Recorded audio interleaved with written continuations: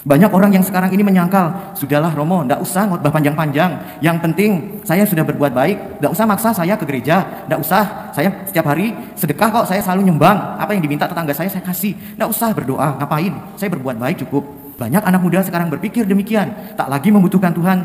Mereka menyangka bahwa Tuhan adalah nomor kesekian. Kita juga harus menjadi kaya di hadapan Allah dengan tadi dikatakan orang yang mengumpulkan harta bagi dirinya sendiri, tetapi ia tidak kaya di hadapan Allah. Kita ingin kita menjadi kaya di hadapan Allah. Kita sadar bahwa hidup bukan untuk diri kita sendiri. Kita tidak ingin jatuh dalam situasi seperti pengkhotbah dalam bacaan pertama, ketika dia menyadari sungguh bahwa apa yang dia sudah perjuangkan menjadi sebuah kesia-siaan. Apa toh yang saya cari? Ketika seorang suster atau romo mengeluh, saya ini paling banyak tugasnya, bahkan saya sampai lupa untuk ibadat harian.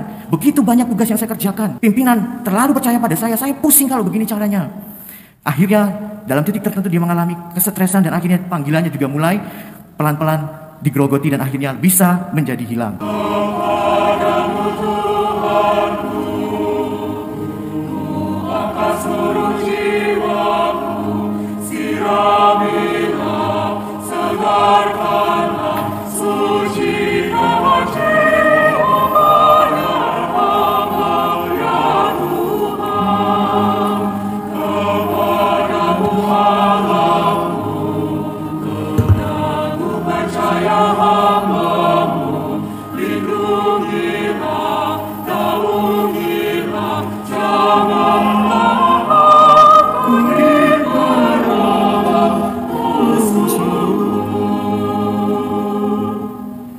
Dalam nama Bapa dan Putra dan Roh Kudus.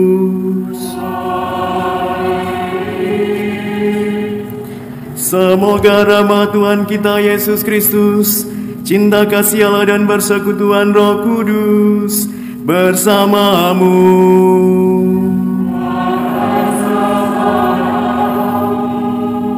Ibu bapak, saudari-saudara, adik-adik, para frater, suster, bruder, dan saudari-saudaraku, hari ini kita memasuki hari Minggu biasa ke-18. Bagaimana hari ini kita hendak disadarkan, ada begitu banyak kesia-siaan di dalam hidup. Ada banyak begitu hal yang membuat kita menyadari, kerap kali kadang kita disibukkan oleh hal-hal yang bukan hakiki, yaitu menuju kepada Allah sendiri. Maka bagaimana hari ini kita kembali diingatkan bahwa kita butuh Tuhan. Kita butuh kekuatan yang melampaui kekuatan diri kita. Maka marilah kita memeriksa batin kita masing-masing. Mungkin sampai saat ini kita masih terlalu sombong dengan diri kita sendiri, sehingga kerap kali kadang kita melupakan Tuhan dan mengandalkan diri kita.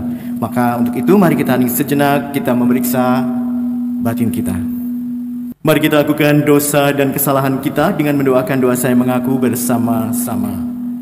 Saya mengaku kepada Allah yang Maha Kuasa dan kepada saudara sekalian bahwa saya telah berdosa dengan pikiran dan perkataan, dengan perbuatan dan kelalaian. Saya berdosa, saya sungguh berdosa.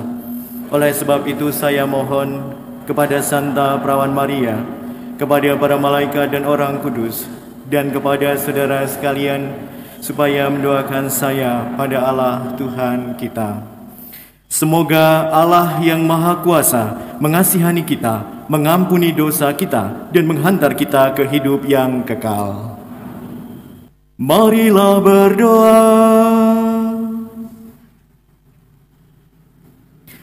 Allah Bapa kami yang Maha Tahu, Engkau melihat hari kemudian dan menyediakan segala sesuatu yang kami perlukan. Engkau mengenal kami masing-masing dan selalu memerhatikan serta melindungi kami.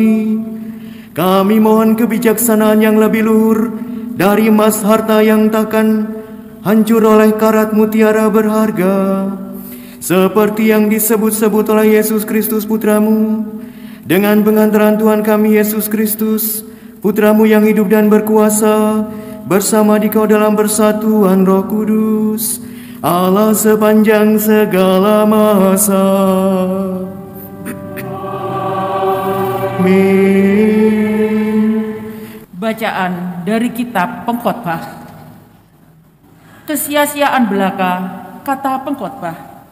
Sungguh sia-sia belaka.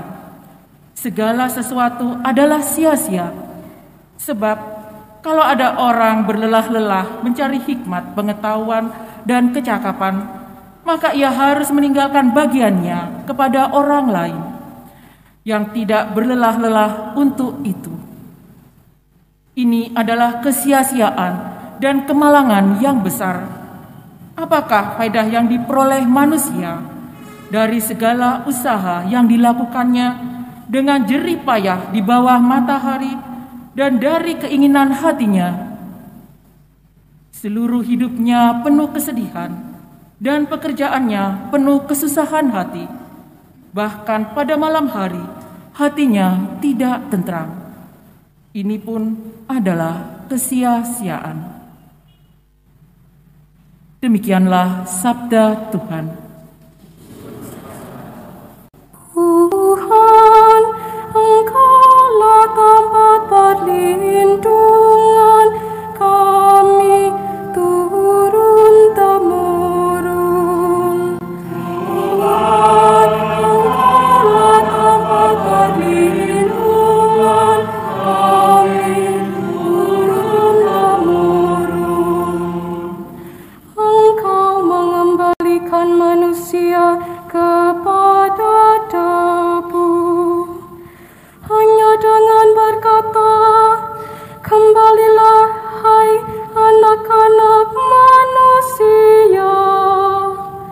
Sebab di matamu 1000 tahun sama seperti hari kemarin, atau seperti satu giliran jaga di waktu malam. Tuhan, Engkaulah tempat perlindungan kami turun-temurun. Engkau menghanyutkan manusia seperti orang mimpi, seperti rumput yang bertumbuh. Di waktu pagi tumbuh dan berkembang, di waktu petang sudah lisu dan layu. Tuhan, Engkaulah tempat perlindungan kami turun-temurun. Ajarlah menghitung hari-hari kami, hingga kami beroleh hati yang bijaksana. Kembalilah ya Tuhan, berapa lama lagi, dan sayangilah hamba-hamba-Mu. Tuhan, Engkaulah tempat perlindungan kami turun-temurun. Kenyangkanlah kami di waktu pagi dengan kasih setia-Mu, supaya kami bersorak-sorai dan bersukacita sepanjang hayat. Kiranya kemurahan Tuhan melimpah atas kami. Teguhkanlah perbuatan tangan kami, ya perbuatan tangan kami, teguhkanlah. Tuhan, Engkaulah tempat perlindungan kami turun-temurun. Bacaan dari surat Rasul Paulus kepada jemaat di Kolose. Saudara-saudara, kamu telah dibangkitkan bersama Kristus. Maka carilah perkara yang di atas, di mana Kristus berada, duduk di sebelah kanan Allah. Pikirkanlah perkara yang di atas, bukan yang di bumi. Sebab kamu telah mati, dan hidupmu tersembunyi bersama dengan Kristus dalam Allah. Kristuslah hidup kita. Apabila Dia menyatakan diri kelak, kamu pun akan menyatakan diri bersama dengan Dia dalam kemuliaan. Karena itu, Matikanlah dalam dirimu segala yang duniawi, yaitu percabulan, kenajisan, hawa nafsu, nafsu jahat, dan juga keserakahan yang sama dengan penyembahan berhala. Janganlah kamu saling mendustai lagi, karena kamu telah menanggalkan manusia lama beserta kelakuannya dan telah mengenakan manusia baru yang terus-menerus diperbaharui untuk memperoleh pengetahuan yang benar menurut gambar penciptanya. Dalam keadaan yang baru ini, tiada lagi orang Yunani atau orang Yahudi, orang bersunat atau tak bersunat, orang barbar atau orang Skit, budak atau orang merdeka. Yang ada hanyalah Kristus di dalam semua orang. Demikianlah sabda Tuhan. Haleluya, haleluya, haleluya.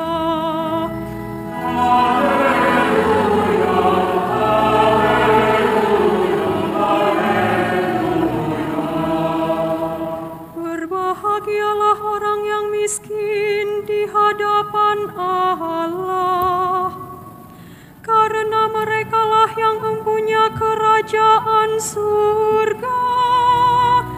Haleluya, haleluya, haleluya. Tuhan bersamamu.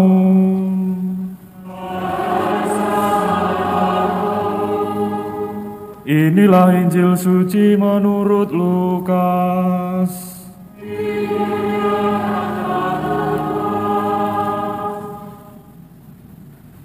Ketika Yesus mengajar orang banyak, salah seorang dari orang banyak itu berkata kepadanya, "Guru, katakanlah kepada saudaraku, supaya ia berbagi warisan dengan aku."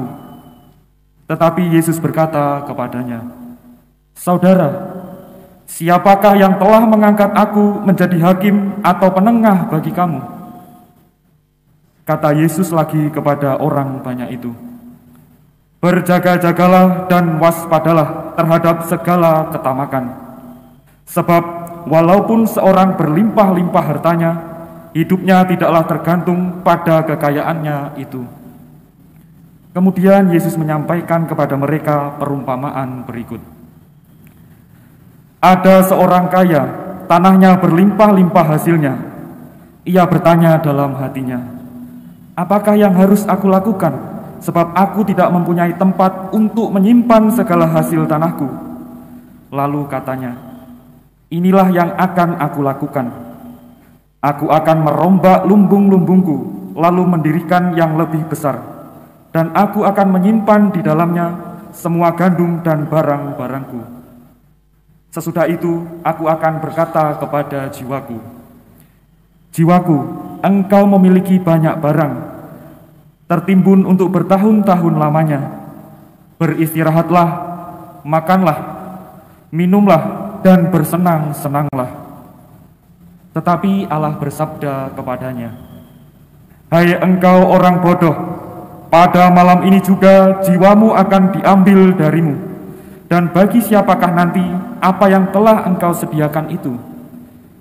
Demikianlah jadinya dengan orang yang mengumpulkan harta bagi dirinya sendiri, jika ia tidak kaya di hadapan Allah."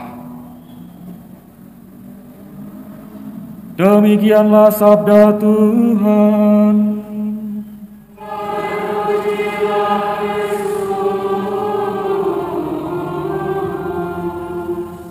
Ibu bapak, saudari-saudara, adik-adik yang terkasih, frater suster, selamat sore. Salam semuanya. Satu hari kita sadar ini hampir masuk bulan Agustus. Di suatu acara 17 Agustusan menarik, pasti diadakan acara lomba-lomba. Dan salah satu lomba yang menarik ditampilkan waktu itu adalah lomba makan kerupuk. Lomba makan kerupuk menjadi sesuatu yang biasa. Tapi menariknya, kerupuknya diikat di seutas tali, lalu kemudian pakai bambu seperti pancing itu di depan, lalu kemudian talinya diikat, lalu kerupuknya di sini. Nah, lalu kemudian apa yang terjadi? Tanda dimulainya lomba dimulai dengan peluit, prit. Langsung masing-masing berusaha berkonsentrasi dengan kerupuknya dan berusaha memakan. Semakin dikejar, semakin lari kerupuknya, semakin dikejar, semakin lari kerupuknya. Akhirnya sampai ada yang stres. Wes, lomba opo iki? Ngamuk. Tapi ada satu yang menangkap pesan dari panitia. Yuk kita berhadapan. Aku tak makan kerupukmu, ya. Terus kamu makan kerupukku, kita gantian. Dan akhirnya orang dua inilah yang menjadi pemenangnya. Bapak Ibu saudari-saudaraku yang terkasih, demikian juga ketika kita manusia sadar bahwa kita memiliki banyak keinginan. Keinginan kita tidak pernah berhenti dan terus menerus dan selalu ada. Sudah punya baju satu, kita pengen baju yang lain, Bung. Ini ke gereja, nanti kalau buat jalan-jalan apa? Nanti kalau buat ke pantai bagaimana? Beli lagi. Sudah punya mobil satu, wah ini kan buat papa, buat mama mana? Beli lagi. Lalu kemudian pun sudah punya istri satu, terus enggak boleh ya Bapak Ibu ya. Ya maaf, hanya satu saja. Satu hal yang menarik, keinginan dan terus kita seperti orang yang mengejar kerupuk tadi, tidak pernah berhenti dan kita bisa jatuh dalam kelelahan dalam hidup. Dan apa yang terjadi, inilah yang saya boleh ilustrasikan dengan yang disebut sebagai sebuah ketamakan, greedy, sebuah salah satu dosa pokok yang kerap kali kadang disebut. Bapak Ibu saudari-saudaraku yang terkasih, ketamakan muncul dari keinginan-keinginan yang tidak pernah habis. Bagaimana kita hari ini disadarkan sungguh betapa Yesus mengecam dengan mengatakan, berjaga-jagalah dan waspadalah terhadap segala ketamakan. Kita manusia pasti punya rasa ini. Bagaimana kita bisa jatuh dalam ketamakan masing-masing dengan segala jenisnya sendiri-sendiri. Tiap orang pasti tidak sama. Maka ketamakan ini bisa membuat orang menjadi salah orientasi di dalam hidup. Ketika dia punya fokus yang salah, maka dia akan terus mengejar fokus itu dan akhirnya dia ketika fokus itu salah, akhirnya dia jatuh dalam kelelahan. Romo, saya capek, saya lelah dalam hidup. Apa sih yang saya cari sebenarnya di dalam hidup? Saya punya anak, kok ya susah, buandel, gak iso, gak kena diomongi. Saya punya istri, kok ya tiap hari kok ya cerewet, terus saya itu stres. Banyak orang jatuh dalam disposisi kelelahan di dalam hidup. Kenapa? Karena fokus yang ditempatkan menjadi salah. Dan hari ini Tuhan mengajak kita untuk berhati-hati terhadap ketamakan ini. Ketamakan yang kerap kali muncul dari keinginan-keinginan yang tidak pernah ada habisnya. Maka kita bisa sadari sungguh contoh orang kaya yang muncul dalam perikop bacaan Injil hari ini. Bagaimana orang kaya ini terus berusaha memikirkan dirinya sendiri. Nanti ya kalau hasil panen ini berlimpah-limpah, aku taruh di mana ya? Lumbungnya sudah penuh, nanti taruh di mana lagi ya? Lalu aku, begitu banyak tadi dikatakan jiwaku memiliki banyak barang. Lalu kemudian aku terarah kepada aku dan aku. Kita lupa bahwa ada orang lain yang ada di sekitar kita.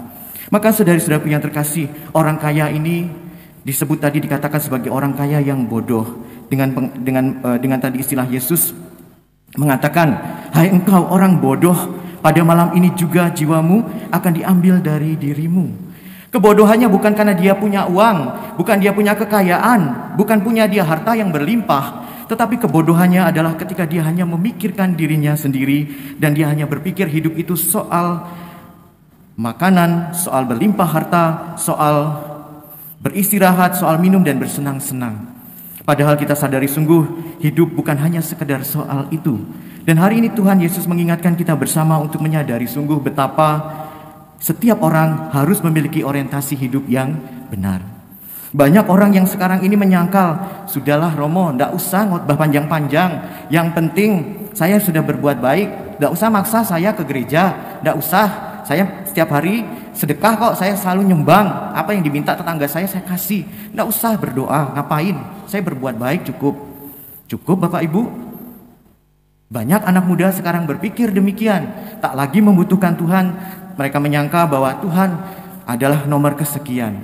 Tetapi hari ini kita diingatkan sungguh bahwa Kita juga harus menjadi kaya di hadapan Allah. Dengan tadi dikatakan, demikianlah jadinya dengan orang yang mengumpulkan harta bagi dirinya sendiri, tetapi ia tidak kaya di hadapan Allah. Kita ingin kita menjadi kaya di hadapan Allah, karena pertama-tama kita sadar bahwa hidup bukan untuk diri kita sendiri. Kita tidak ingin jatuh dalam situasi seperti pengkhotbah dalam bacaan pertama, yang menyadari sungguh bahwa semuanya adalah kesia-siaan. Ketika dia menyadari sungguh bahwa apa yang dia sudah perjuangkan sepertinya menjadi sebuah kesia-siaan. Apa toh yang saya cari? Ketika seorang suster atau romo mengeluh, saya ini paling banyak tugasnya, bahkan saya sampai lupa untuk ibadat harian. Begitu banyak tugas yang saya kerjakan. Pimpinan terlalu percaya pada saya pusing kalau begini caranya.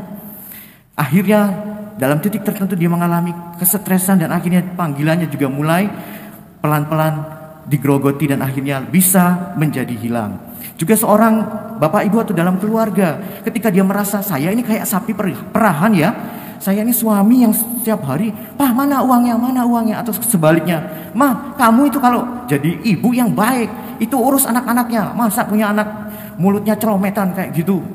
Saling menuntut satu sama lain merasa ya tidak cocok karena merasa sudah habis-habisan. Tapi satu hal yang disadari sungguh hari ini, bahwa saudara-saudaraku yang terkasih, setiap orang harus tahu mau dibawa kemana hidupnya. Anda sudah tahu mau dibawa kemana hidupnya? Bagaimana Yesus hari ini mengecam orang yang salah membawa hidupnya, yaitu kepada hal-hal duniawi saja. Dan hari ini kita disadarkan sungguh, kita setiap orang harus tahu mau dibawa kemana hidup kita. Diarahkan kepada Allah, diarahkan kepada Dia yang menjadi sumber kekayaan kita. Mungkin banyak orang yang mengatakan, "Alah, omong kosong Romo kan jadi Romo, jadi kan enak ngomong kayak gitu. Kita kan awam, kita harus bekerja keras, kita harus berpontang-panting." Bukan demikian, tetapi harus disadari sungguh bahwa menjadi kaya di hadapan Allah, pertama-tama kita harus berani mengandalkan Dia. Menjadi miskin dan kita menyadari sungguh bahwa Allah lah yang menjadi sumber kekuatan. Percaya tidak percaya, selalu saya ceritakan ketika ada seorang ibu dalam kesusahannya digotong royong mengeluh, "Romo, saya bisakah menghidupi 3 anak ini? Suami saya sakit jantung dan mati tiba-tiba. Selama ini yang bekerja suami saya tidak bekerja. Lalu apakah saya bisa, Romo? Saya harus apa?" Dia dengan kebingungannya bertanya ini dan itu. Ibu tenang. Ibu berdoa, ibu pasrahkan kepada Tuhan, dan lihatlah, pasti ibu akan dituntun. Dan benar, beberapa waktu kemudian berjumpa lagi dengan ibu ini dan saya lupa. Romo lupa sama saya. Maaf Bu, saya lupa. Itu saya ketemu waktu kita digotong royong. Sekarang anak saya sudah lulus sekolah, 1 sudah kuliah, dan sekarang masih ada yang SMA. Terima kasih waktu itu, karena akhirnya sekarang saya bisa membuka catering. Memang saya tidak bisa apa-apa, tapi saya bisa masak. Sebuah kesaksian yang harusnya kita sadari sungguh ketika kita mengandalkan Tuhan. Ketika kita tahu bahwa Dia adalah pencipta kita, Dia tidak akan pernah meninggalkan kita. Disitulah kekuatannya. Nah, saudari-saudaraku yang terkasih, hari ini kita diingatkan, kita harus meletakkan orientasi yang benar hidup kita. Bukan hanya sekedar pada hal-hal lahiriah saja, bukan hanya sekedar pada ketamakan, memenuhi keinginan-keinginan yang kita punya. Tetapi ada satu yang perlu kita kejar, yaitu Allah sendiri, Allah yang menjadi sumber kekuatan kita.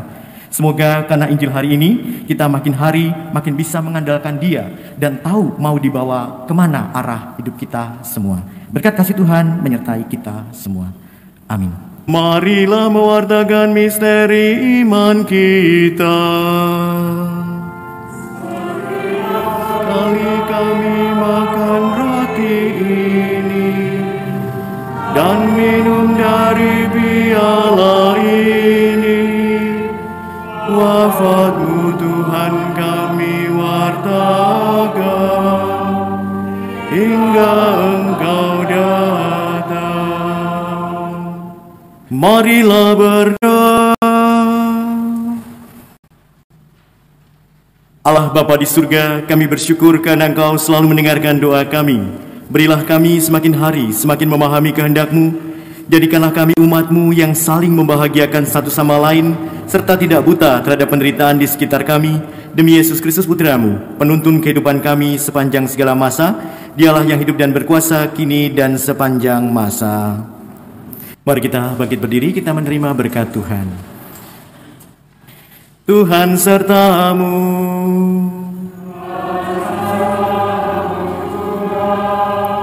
Semoga saudara sekalian senantiasa dilindungi, dibimbing, dan diberkati oleh Allah yang Maha Kuasa, Bapa, Putra, dan Roh Kudus.